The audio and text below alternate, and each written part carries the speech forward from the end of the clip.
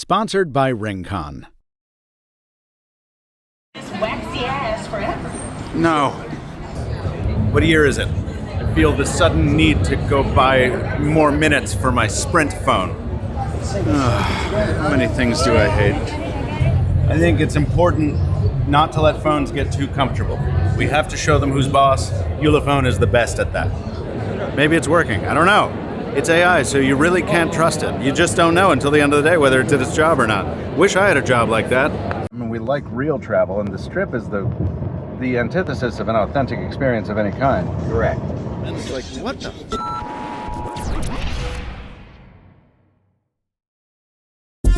Each year, thousands descend upon America's most unnatural city to document the newest devices that further divorce us from nature. 20 years ago, the tech goliaths were fighting for your pocket. 10 years ago, it was your wrist. And today, the battle for bodily real estate has hit your face.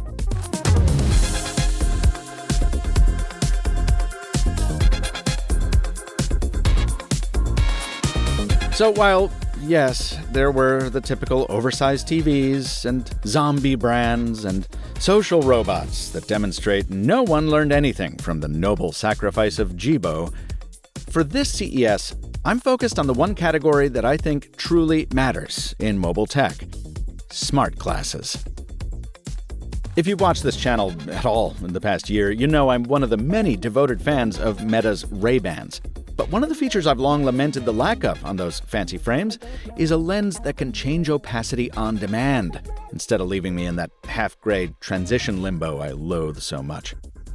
Well, Chamelo is a brand of sunglasses that uses smarts to solve exactly that issue. All the styles in their portfolio use the same trick: a liquid crystal film applied to the lenses that changes opacity with the application of current. You just swipe or tap a control surface on the arms, and you go from blackout to barely there in microseconds. What's most interesting to me about this is the effort these folks have devoted to preserving aesthetics. On models with separated lenses, they didn't want a wire running through the nose bridge to geek up their design, so they built in a 2.4 GHz radio to synchronize the lenses wirelessly instead. On the bigger and bolder models, you also get niceties like over-ear speakers to play music remotely through Bluetooth, and these solve another issue with my Ray-Bans. So my key complaint about the Ray-Bans is they don't get loud enough. Yeah. These are almost twice as loud, I would say, just anecdotally. How many decibels is that? Which you can tell, because now I'm shouting at you. And the company is developing more rugged versions to meet durability standards for specialized industries. Mainly, I like Chamelo because it's not really a tech brand. It's a fashion brand that's using technology in a way not a lot of others are. Now let's talk about the tech that smart glasses need more than anything to truly flourish, in my opinion. 5 years ago, sticking a screen into a set of shades that looked next to normal took an in-person fitting at a retail store, and still, tolerances were so tight that moving the glasses more than a few millimeters made the image vanish. Much like Focals by North vanished soon after. RIP. Today, waveguides built right into lenses offer screens with wider fields of view, more flexible tolerances, and much smaller enclosures. I'm cribbing some of these clips from Martin over at TechAlter because he's done a lot of explainer videos featuring things I really needed explained, and they're excellent. Hit the link down in the description to check them out. Anyway, I got to go eyes-on with many different kinds of waveguide displays at the Vuzix booth. Vuzix does sell directly to consumers under its own brand. A company representative showed me a pair of Z100 smart glasses paired to his Garmin golfing watch, with the fitness and scorekeeping displayed on screen instead of on wrist. And there are also reference designs that make me happy just for their sheer audacity. This one runs full Android locally on Qualcomm's Snapdragon AR1 platform. No phone required. But Vuzix's broader focus is in collaborating with and licensing technologies to other companies for their own virtual display products. I checked out a dual-lens color waveguide with 40-degree field of view at 720p resolution, a 30-degree squared-off version of the same, and a single-eye, single-color display with incognito technology. That's meant to prevent light from escaping from the front of the glasses, to obscure sensitive text, or to make it less obvious that you're wearing smart glasses. And while it's hard to capture what the visuals actually look like on camera, you're getting the broad strokes here. Full color is a bit washed out, but more than enough for maps or other graphics, while the green micro-LED is punchy, crisp, and more readable in bright light. I actually had the opportunity to try out a monochrome micro-LED like that for the entirety of the show, thanks to a product that'll get a full review on the channel very soon, the G1. No, not that G1. This G1 is from a company called Even Realities, and I will risk spoiling my own review by telling you this. When these glasses first crossed my radar as an Instagram ad, I thought they were fake. I just didn't believe that the display had such a large apparent field of view, or that the necessary tech could fit into a package this tiny. It wasn't until I saw them on the face of Joshua Vergara, what's going on everybody, that I became convinced they were an actual product. And when Even Realities sent me a sample for review, thanks for the referral, Josh, I quickly learned that the perfect place to test them is a trade show, where you're sometimes carrying so much you can't even check your smartwatch. So yeah, the G1 basically puts a smartwatch on your face. You tilt your head up and a dashboard materializes a few virtual meters away with time and date, your next calendar appointment, and memos or stocks or news headlines. Notifications can also be set to appear without a head tilt as they come in. Also available, clip-on shades for when you go outside, point-to-point GPS navigation, which in my testing so far is frankly awful, and a few other tidbits you'll need to stay tuned for. I'm aiming to have my full video up by the end of January. I think part of the reason I'm so excited by waveguide displays like these is because I spent so long believing that smart glasses couldn't look normal. In large part, that's thanks to XREAL, whose momentum over the years has come partially from putting its ridiculously huge glasses on people's faces and asking us all to pretend they look totally fine. Now, there's a reason for that. That's because XREAL has historically used what's called a birdbath-style display, which is explained excellently by Carl Guttag on his blog, which I'll also link below. I don't understand why XREAL is even trying to make these look like the sunglasses they can never be. If it were me, I'd try something different on the design front, because if you can't blend in, you might as well stand out. But maybe that's why I'm not in charge. XREAL's strategy is working, with the company reporting 500,000 units shipped over the last 5 years, and I know real people who enjoy traveling with theirs. They're apparently great for watching movies on planes. And when I plugged a set of these into my Samsung S24 Ultra review unit, I immediately got a DeX interface in my face. Give it my own private little theater. Yes, I'm into it. I still look like an idiot, but DeX on Windows Phone, not really.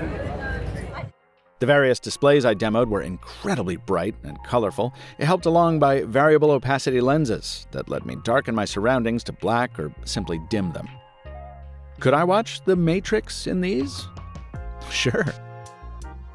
So it's a different use case than my typical run-and-gun focus, more of a sit-down experience.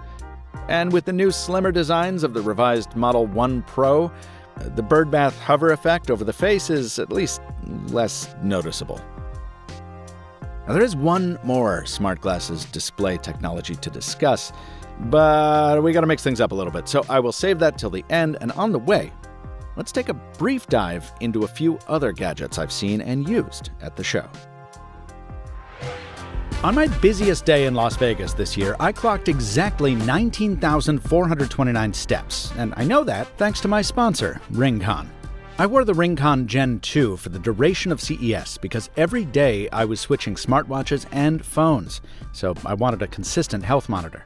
And the Gen 2 ring is great for that, because at just 2mm and 2 grams in its smallest size, I usually forget it's on my finger. That makes it easy to sleep with, which means I can monitor myself for sleep apnea. Apparently that's the one ailment I didn't encounter in the dry desert air this week. And the RingConn app was smart enough to remind me, once I got home, that too much sleep can be just as problematic as too little.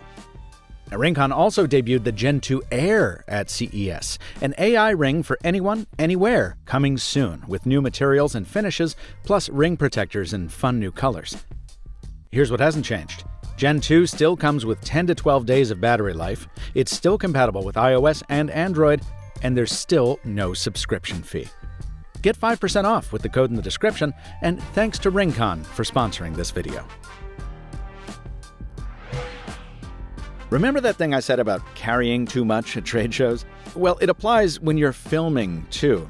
And that's usually right around the time you're getting an info dump from an executive and you don't have a hand free to take notes.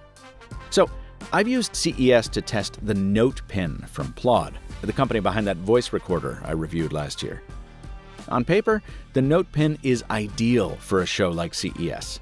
It's great for notes to self, it easily picks up the voice of someone standing close by, and activating it is a simple matter of tapping it. And of course, it doesn't just record.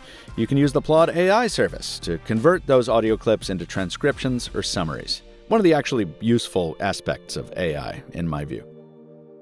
The bad news? This thing is really power efficient. It can record for hours on end without going dead.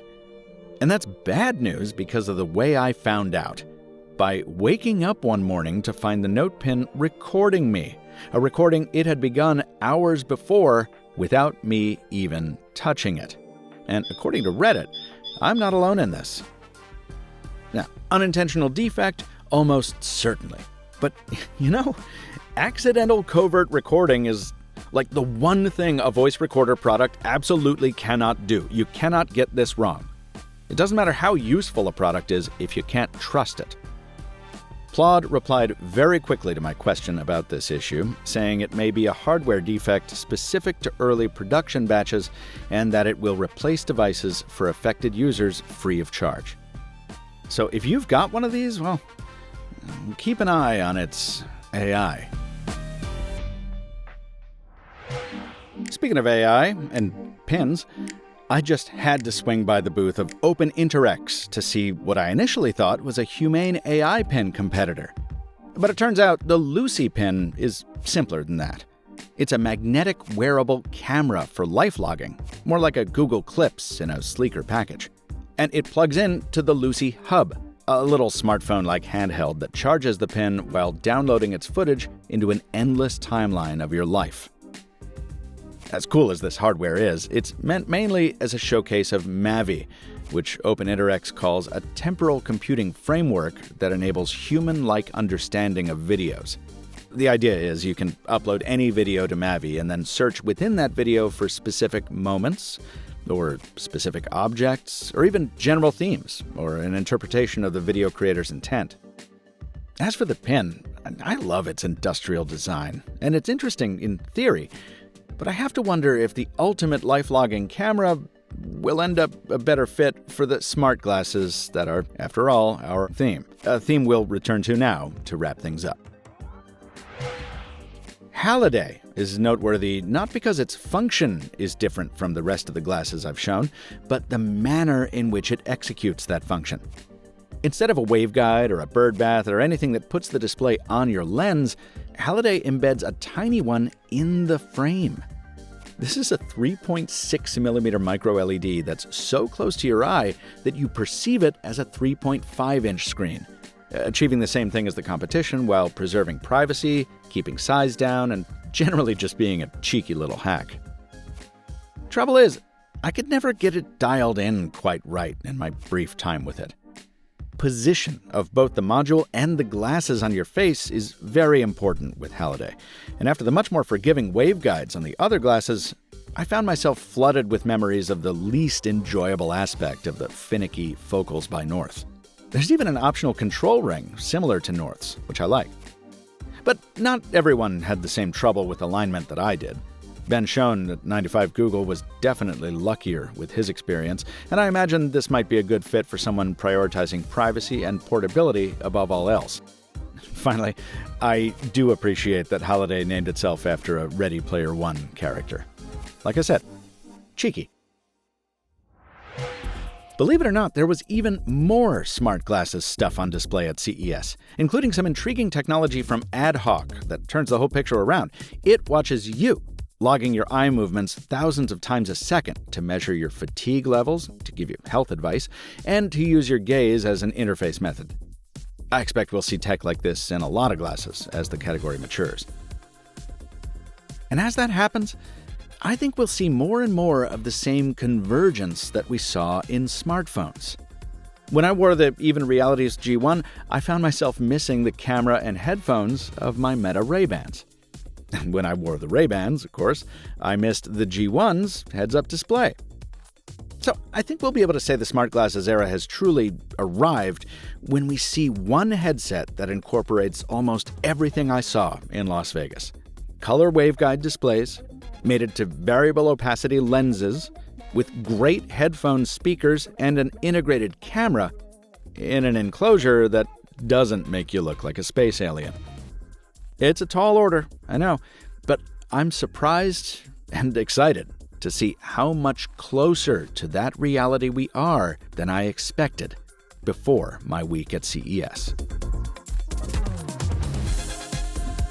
Folks, stay tuned for my full review of those Even Realities G1 glasses. Let me know which of the others you'd like to see me cover in the real world, and keep in mind, the next big event of the year is just around the corner. Samsung's taking the wraps off its next flagship phones, and I'll be in San Jose to see them. Follow me at Captain2Phones on all the socials and the Mr. Mobile on Instagram to stay up to date, and subscribe to this channel so you don't miss what's next. As always, with the exception of my sponsor, RingConn, none of the companies featured in this video were given copy approval rights or editorial input of any kind, not even an early preview. They're seeing this for the first time right alongside you. Until next time, from Michael Fisher, thanks for watching, and stay mobile, my friends.